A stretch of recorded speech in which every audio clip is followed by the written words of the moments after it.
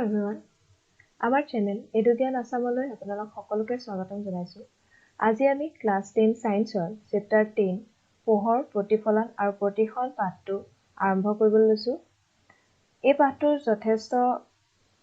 Important আৰু পৰীক্ষাৰ দিশৰ পৰাও পাঠটো যথেষ্ট গুৰুত্ব আছে। সেইবাবে সকলোৱে যাতে ভিডিওটো মন দি চাই আৰু যিখিনি কথা ইম্পৰ্টেন্ট যেন লাগে ছাত্ৰ-ছাত্ৰীসকলে যাতে নিজৰ বহিত ভিডিওটোৰ লগে লগে টুকি যায়। পোহৰ প্ৰতিফলন আৰু প্ৰতিসল এই পাঠটোত আমি পোহৰ এই পৰিঘটনা দুটাৰ বিষয়ে আলোচনা কৰিম আৰু লগতে এই পাঠটোত আমি গোলাকাৰ দৰ্পণসমূহত কিদৰে পোহৰ প্ৰতিফলন হয় আৰু এই গোলাকাৰ দৰ্পণসমূহৰ আমাৰ দৈনন্দিন জীৱনত ব্যৱহাৰ কি সেই বিষয়ে আমি পাঠটোৰ পৰা জানিব পাৰিম। তেন্তে আমি পাঠটো আৰম্ভ কৰোঁ। পাঠটো আৰম্ভ হৈছে এটা প্ৰশ্ন আছে যে হোৱাট ইজ ৰিফ্লেকশ্যন অৰ্থাৎ পোহৰ প্ৰতিফলন মানে কি? দিনৰ ভাগত আমি সূৰ্যৰ পোহৰৰ বাবে আমাৰ চাৰিওফালে বস্তুবোৰ দেখা পাওঁ। এই যে আমি আমাৰ চাৰিওফালে বস্তুবোৰ দেখা পাওঁ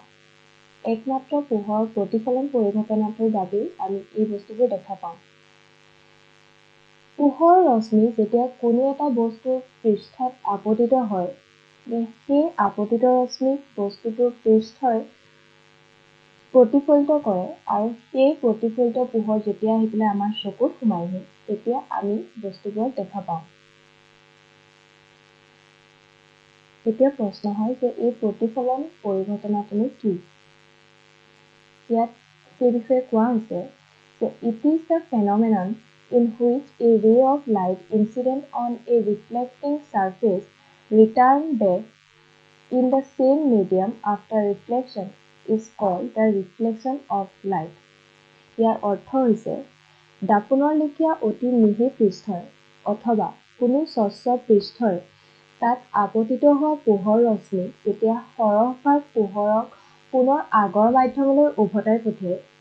পোহৰৰ সেই পৰিঘটনাটোকে প্ৰতিফলন বুলি কোৱা হয়। কাষত থকা চিত্ৰটোত চালে আমি গম পাম যে এইখন হৈছে যিকোনো এখন সমতল পৃষ্ঠ আৰু ধৰা হ'ল ইয়াত এও হৈছে পোহৰৰ ৰশ্মি যিটো এই সমতল পৃষ্ঠখনত আপতিত হৈছে অৰ্থাৎ সমতল পৃষ্ঠখনৰ কোনো এটা বিন্দুত আহি এই পোহৰ ৰশ্মিটো পৰিছেহি। এতিয়া যদি এই সমতল পৃষ্ঠখনে সেই পোহৰ ৰশ্মিটোক যি মাধ্যমেদি আহিছিলে পুনৰ সেই একে মাধ্যমলৈ উভতাই পঠিয়ায় তেতিয়াহ'লে সেই পৰিঘটনাটোকে কোৱা হয় পোহৰৰ প্ৰতিফলন বুলি। এতিয়া পোহৰৰ ৰশ্মি এটা প্ৰতিফলন হ'বৰ বাবে পোহৰ ৰশ্মিয়ে দুটা চৰ্ত মানি চলিব লাগে অৰ্থাৎ প্ৰতিফলনৰ বাবে দুটা চৰ্ত মানি চলিব লাগে আৰু সেই চৰ্তকেইটা হৈছে যে incident ray, the reflected ray and the normal all lie in the same plane অৰ্থাৎ যিডাল এও ৰশ্মি আৰু যিডাল অ' বি ৰশ্মি এই দুডাল হৈছে আপতিত ৰশ্মি আৰু প্ৰতিফলিত ৰশ্মি আৰু লগতে এই আপতন বিন্দুত টনা অভিলম্বডাল এই তিনিওডাল একেখন সমতলৰ ওপৰতে অৱস্থিত হ'ব লাগিব যিটো আমি চিত্ৰটোত দেখিছোঁ। এও ৰশ্মি, অ' বি ৰশ্মি আৰু নৰ্মেল এই তিনিওডাল একেখন সমতলতে আছে। আৰু ২ নম্বৰ চৰ্তটো হৈছে যে the angle of incidence and the angle of reflection is equal অৰ্থাৎ এই আপতিত ৰশ্মিডালে অভিলম্বৰ লগত যিটো কোণ কৰিছে ইয়াক চিত্ৰত আই হিচাপে দেখুওৱা হৈছে আৰু লগতে এই প্ৰতিফলিত ৰশ্মি অ' বি ৰশ্মিয়ে অভিলম্বৰ লগত যিটো কোণ কৰিছে যিটো চিত্ৰত আৰ হিচাপে দেখুওৱা হৈছে এই কোণ দুটা সদায় সমান হয়। অৰ্থাৎ আমি ইয়াৰ পৰা কি গম পালোঁ যে কোনো এটা ৰশ্মি প্ৰতিফলিত হ'বৰ কাৰণে ই দুটা চৰ্ত মানি চলিব লাগিব। এটা হৈছে যে আপতিত ৰশ্মি, প্ৰতিফলিত ৰশ্মি আৰু আপতন বিন্দুত আমি যিডাল অভিলম্ব টানো সেই তিনিওডাল একেখন সমতলতে থাকিব লাগিব। আৰু ২ নম্বৰ চৰ্তটো হৈছে আপতিত ৰশ্মিডালে এই অভিলম্বৰ লগত যিটো কোণ কৰিব সেই কোণটো আৰু প্ৰতিফলিত ৰশ্মিয়ে অভিলম্বৰ লগত যিটো কোণ কৰিব সেই কোণ দুটা সদায় সমান হ'ব। এইটো আছিল পোহৰৰ প্ৰতিফলন পৰিঘটনা। এতিয়া পোহৰৰ আৰু এটা পৰিঘটনাৰ বিষয়ে আমি জানিম সেইটো হৈছে অপৱৰ্তন অৰ্থাৎ ডিফ্ৰেকশ্যন অফ লাইট। পোহৰ ৰশ্মি এটাই যেতিয়া গতি কৰি থাকোঁতে তাৰ গতিপথত কিবা ক্ষুদ্ৰ বাধাৰ সন্মুখীন হয় তেতিয়াহ'লে পোহৰে পোনে পোনে যোৱাৰ সলনি কাষেদি বেকা হৈ যোৱাৰ এটা প্ৰবৃত্তি দেখুৱায়। ইয়াকে অপৱৰ্তন বা ডিফ্ৰেকশ্যন অফ লাইট বুলি কোৱা হয়। এতিয়া আমি ইয়াৰ পিছত জানিম দাপোনৰ বিষয়ে। আমি সদায় দাপোনৰ ব্যৱহাৰ কৰোঁ ঘৰত। আমাৰ প্ৰত্যেকৰ ঘৰতে দাপোন আছে, কিন্তু দাপোনৰ দুটা প্ৰকাৰ আছে। আমি ঘৰত যিখন দাপোন ব্যৱহাৰ কৰোঁ সেইখন হৈছে সমতল দাপোন। সচৰাচৰ যিখন দাপোন আমি ব্যৱহাৰ কৰি থাকোঁ সেইখন হৈছে সমতল দাপোন। ইয়াৰ উপৰিও দাপোনৰ আৰু এটা প্ৰকাৰ আছে, সেইটো হৈছে গোলাকাৰ দাপোন। সমতল দাপোনৰ দৰে গোলাকাৰ দাপোনৰো কেইবাটাও ব্যৱহাৰ আছে। সেই ব্যৱহাৰখিনিৰ বিষয়ে আমি ইয়াৰ পাছত আলোচনা কৰিম। এতিয়া সমতল দাপোন আৰু গোলাকাৰ দাপোনৰ মাজত এটাই পাৰ্থক্য আছে যে সমতল দাপোনৰ যিখন প্ৰতিফলক পৃষ্ঠ য'ত পোহৰ ৰশ্মিৰ প্ৰতিফলন ঘটে সেই পৃষ্ঠখন সমতল অৰ্থাৎ প্লেন, আৰু গোলাকাৰ দাপোনৰ যিখন প্ৰতিফলক পৃষ্ঠ যি পৃষ্ঠৰ দ্বাৰা পোহৰ ৰশ্মিক প্ৰতিফলিত কৰে সেই পৃষ্ঠখন গোলাকাৰ। এতিয়া ইমানখিনিলৈকে মই ভাবোঁ যে তোমালোক ক্লিয়াৰ হৈছে। এতিয়া আমি চাম যে গোলাকাৰ দাপোনৰ ভাগসমূহ কি কি। গোলাকাৰ দাপোনসমূহক মূলতঃ দুটা ভাগত ভাগ কৰিব পৰা যায়। এটা হৈছে অৱতল দাপোন আৰু আনটো হৈছে উত্তল দাপোন, অৰ্থাৎ concave mirror and convex mirror. অৱতল দাপোনৰ ক্ষেত্ৰত কি হয়, যিখন প্ৰতিফলক পৃষ্ঠ, অৱতল দাপোনৰ যিখন প্ৰতিফলক পৃষ্ঠ সেই পৃষ্ঠখন ভিতৰ ফালে ঘূৰণীয়া, যিদৰে আমি ইয়াত দেখা পাইছোঁ সেই পৃষ্ঠখন ভিতৰ ফালে ঘূৰণীয়া। আনহাতে উত্তল দাপোনৰ ক্ষেত্ৰত কি হয় যে যিখন পৃষ্ঠত উত্তল দাপোনখনৰ যিখন পৃষ্ঠত পোহৰ ৰশ্মিৰ প্ৰতিফলন ঘটে সেই পৃষ্ঠখন বাহিৰ ফালে ঘূৰণীয়া। আমি এই দুইটা ছবি চালে হয়তো পাৰ্থক্যটো ধৰিব পাৰিম যে যিখন পৃষ্ঠৰ এইখন হৈছে অৱতল দাপোন, ইয়াৰ প্ৰতিফলক পৃষ্ঠ হৈছে এইটো ছাইড আৰু ইয়াৰ বাহিৰ ছাইডটো আমি ৰং দিয়া হৈছে যাতে পোহৰ ৰশ্মি পাৰ হৈ যাব নোৱাৰে আৰু এই ছাইডটোৱে প্ৰতিফলন হ'ব পাৰে। সেই প্ৰতিফলিত ছাইডটো হৈছে ভিতৰ ফালে ঘূৰণীয়া আৰু উত্তল দাপোনৰ ক্ষেত্ৰত সেই প্ৰতিফলক পৃষ্ঠটো হৈছে বাহিৰ ফালে ওলোৱা। এই দুটাই হৈছে অৱতল আৰু উত্তল দাপোনৰ মাজৰ পাৰ্থক্য। এতিয়া আমি দেখা পাইছোঁ যে অৱতল দাপোনখনত যিখিনি ৰশ্মি আহি পৰিছেহি প্ৰতিফলনৰ পিছত সেই ৰশ্মিখিনি এটা বিন্দুলৈয়ে গতি কৰিছে, অৰ্থাৎ প্ৰতিফলিত ৰশ্মিখিনি আহি এটা বিন্দুত মিলিত হৈছে, চিত্ৰত আমি দেখিবলৈ পাইছোঁ। আৰু সেইবাবে এই অৱতল দাপোনবোৰক কনভাৰ্জিং মিৰৰ বুলিও কোৱা হয়, অৰ্থাৎ এই দাপোনে পোহৰ ৰশ্মি থোপ খুৱায় এটা ঠাইত। আৰু আনহাতে উত্তল দাপোনৰ ক্ষেত্ৰত কি হৈছে, আমি দেখিবলৈ পাইছোঁ যে যিখিনি পোহৰ ৰশ্মি আহি উত্তল দাপোনত আহিলে পৰিছেহি সেইখিনি প্ৰতিফলনৰ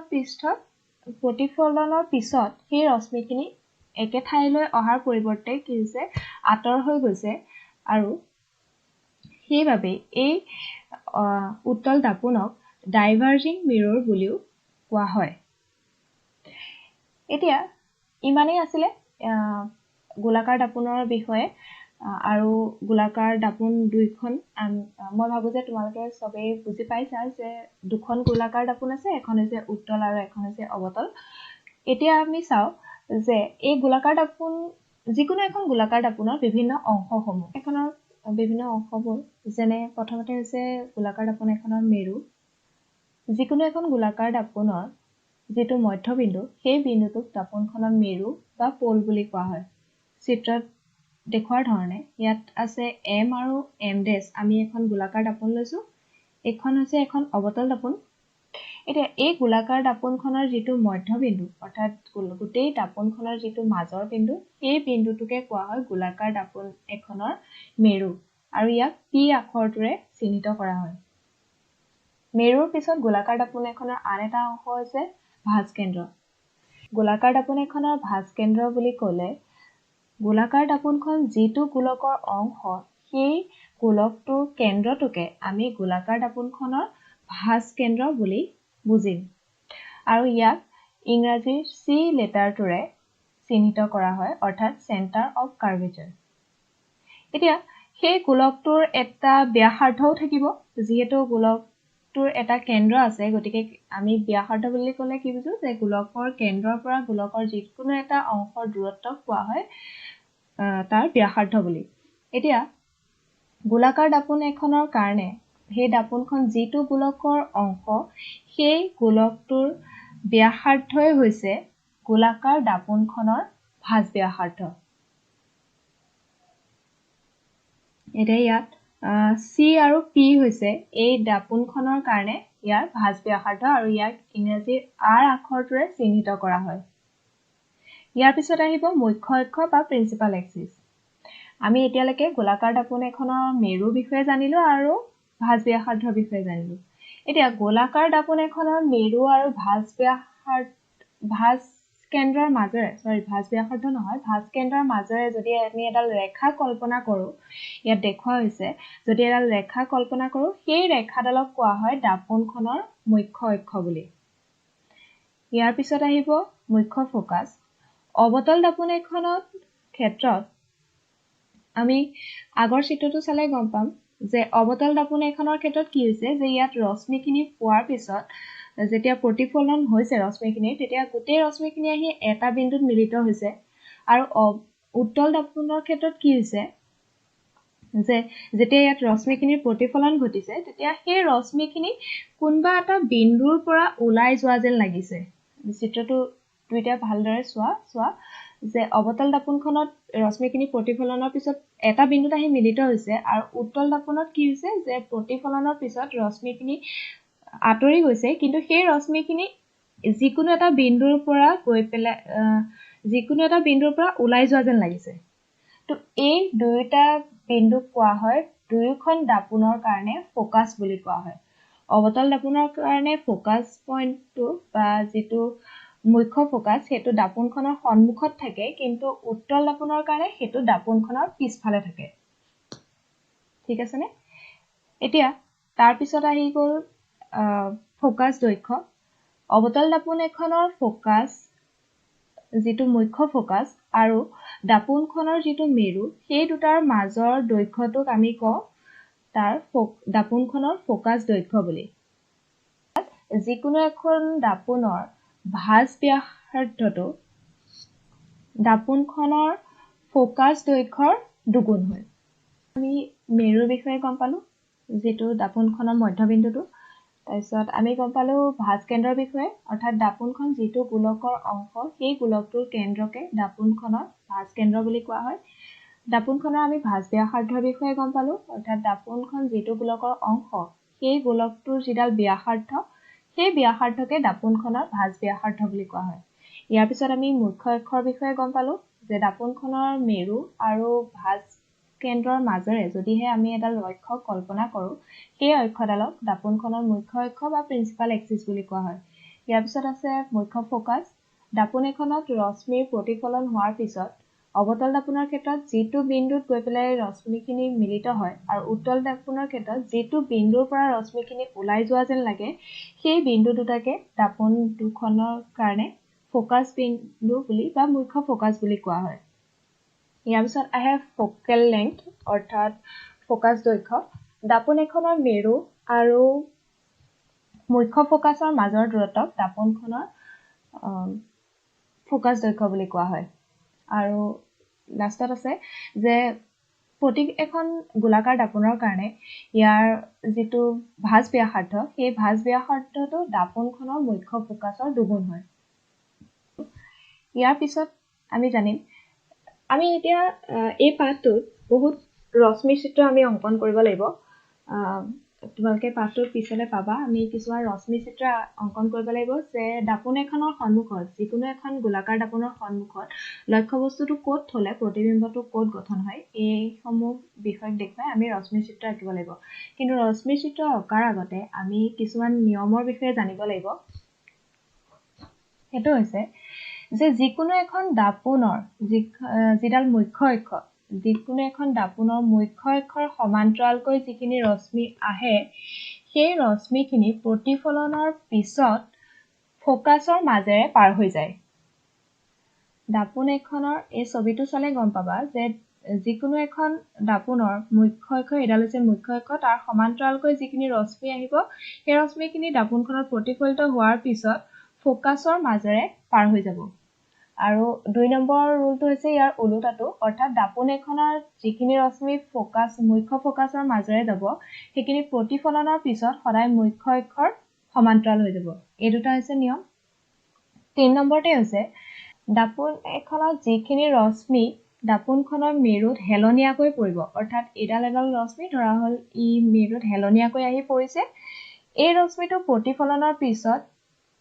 এইটো কোণৰ সৈতে সমান কোণ কৰি হেলনীয়াকি আকৌ পিৰ পৰা ওলাই যাব এই তিনিটাই আছিলে যে যিখিনি ৰশ্মি দাপোনখনৰ সমান্তৰালকৈ আহি পৰে সেইখিনি প্ৰতিফলনৰ পিছত ফোকাছৰ মাজেৰে যায় আৰু তাৰ ওলোটাটো যিখিনি ফোকাছৰ মাজেৰে যায় সিহঁত দাপোনখনৰ প্ৰতিফলনৰ পিছত মুখ্য অক্ষৰ সমান্তৰালকৈ পাৰ হৈ যায় যিখিনি ৰশ্মি ভাঁজ কেন্দ্ৰৰ মাজেৰে আহে সেইখিনি আকৌ প্ৰতিফলনৰ পিছত পুনৰ আকৌ ভাঁজ কেন্দ্ৰই দিয়ে উভতি যায় আৰু 3 নম্বৰতে যিখিনি ৰশ্মি আহি মেৰুত হেলনীয়াকৈ পৰে সেই ৰশ্মিখিনি প্ৰতিফলনৰ পিছত সমান কোণ কৰি পেলাই আকৌ হেলনীয়াকৈ পাৰ হৈ যায় মানে প্ৰতিফলিত হৈ যায় তো এইখিনি ভিডিঅ'টো ইমানেই আছিলে পাঠটোৰ বাকী অংশখিনি আমি সোনকালে আগবঢ়াম যদিহে ভিডিঅ'টো ভাল পালে তেন্তে লাইক কৰিব আৰু লগৰ বন্ধু-বান্ধৱীসকলৰ লগতো শ্বেয়াৰ কৰিব আৰু যদি কোনো অভিজ্ঞ ব্যক্তিয়ে ভিডিঅ'টোত কিবা আসোঁৱাহ পাইছে তেন্তে কমেণ্ট কৰি জনাব আমি আগলৈ সেই আসোঁৱাহবোৰ দূৰ কৰিবলৈ চেষ্টা কৰিম আৰু ভিডিঅ'টো ইয়ালৈকে চোৱাৰ বাবে সকলোকে অশেষ ধন্যবাদ